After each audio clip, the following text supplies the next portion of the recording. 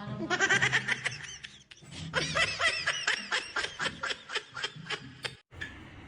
Ano na to? Anong lasa? bako. Yan, di ba ano? Nagtatanim kayo ng zucchini. Pag ano yung bulaklak niya, masarap Ang yan sarap. sa ugo. Mia, Jo, ang sarap. Grabe, okay na to. Wala na kayong tanim? Dalawang sarap ng boy.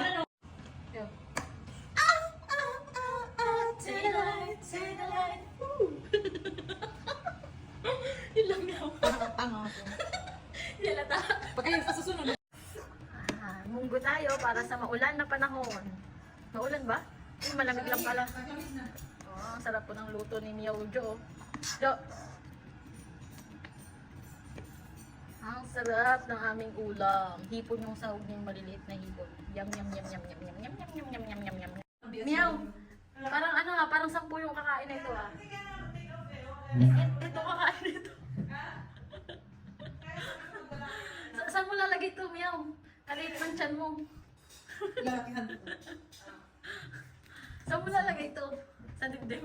Sa wakas, nagkaroon din kami ng time na mag-date tatlo dito lang sa bahay ni Sis Joanne. Mostly, dito talaga kami lagi nagdi-date sa bahay ni Sis Joanne. Minsan, dito kami nagdi-breakfast, lunch, mostly dinner namin dito talaga ginagawa. Kasi tingnan mo naman, oh may chandelier, ang ganda yayamanin. Pag nandito kami nagdi-date, feeling namin, kaming tatlo ay mayayaman. Char lang po yun, di po yun totoo, feeling lang. Nagpipray nga po pala kami rito kasi mag-i-start na po kami kumain kasi naman ang sarap ng niluto ni Sis Joanne. Kasi naman po gutom na po kami rito kasi hindi po kami nag-almusal, nagtanghalian kasi alam po namin na may date po kaming tatlo dito sa bahay ni Sis Joanne. At nagluto siya ng masarap na putahe. Sayang naman po hindi yun mauubos kaya lalatakan na namin. Sa wakas natapos na rin ako mag-pray kasi gutom na si Miyaw Ani at Sis Jo. Kapag kaming tatlo lagi ang magkasama, para kaming 10 tao. 10 ako, 10 si Miyaw Jo, 10 si Miyaw Ani. Kasi ang ingay namin, wala kaming ginawa kundi tumawa ng tumawa. Yung tipong wala nang bukas yung tawa. Yung good vibes lang sa bawat isa, puro positive to sa mga pinagkikwentuhan namin.